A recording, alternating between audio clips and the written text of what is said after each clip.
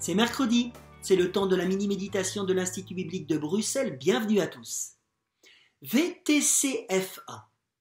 Vous avez cliqué sur cette vidéo parce que peut-être vous êtes intrigué par ce titre. Alors non, ce n'est pas une publicité pour un nouveau vélo, TC, tout chemin, familial peut-être que l'IBB, plébisciterai par mon intermédiaire. C'est une invitation que je vous lance à vous laisser conduire dans votre spiritualité par 5 adjectifs ou verbes que l'apôtre laisse en conclusion à ses lecteurs dans la première lettre aux Corinthiens, dont les lettres VTCFA sont les initiales. Lisez avec moi dans cette même épître le chapitre 16, versets 13 et 14.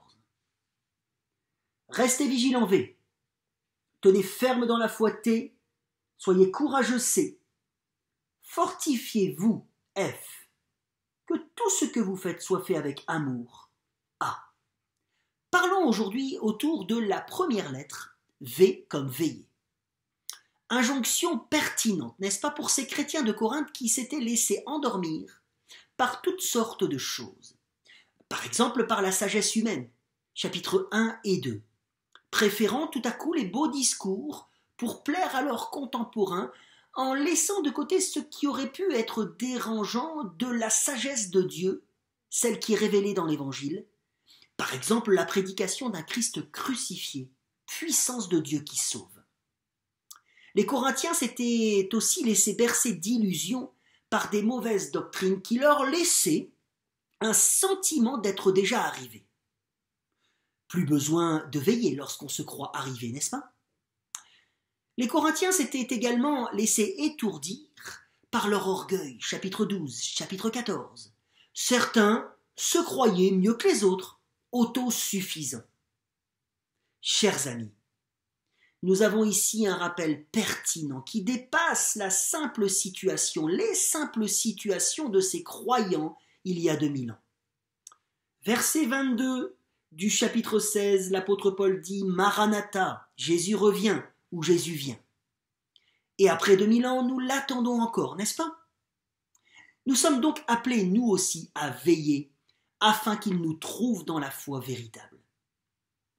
Faisons donc attention aux agents soporifiques, propres cette fois-ci à notre époque. Je veux parler de tout un tas de philosophies d'aujourd'hui qui peuvent nous anesthésier et nous faire passer à côté du but. Par exemple, le bien-être, le bonheur selon le monde, qui petit à petit peuvent nous faire voir les exigences de l'Évangile d'un mauvais œil, nous faire reléguer la spiritualité au deuxième plan de nos existences.